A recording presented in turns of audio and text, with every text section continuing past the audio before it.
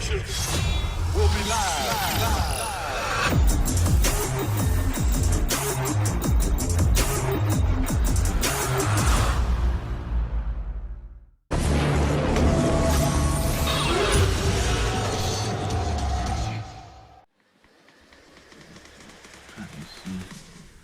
If it was the other camera that did it that way, because I would be tucked and it seemed like, I don't know, maybe it's at a little higher, but let's see, just seeing how it will look on here. So let's see.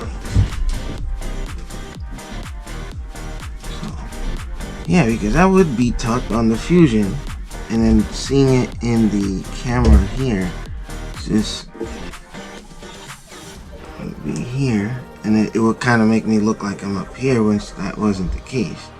So yeah, just nothing but test videos.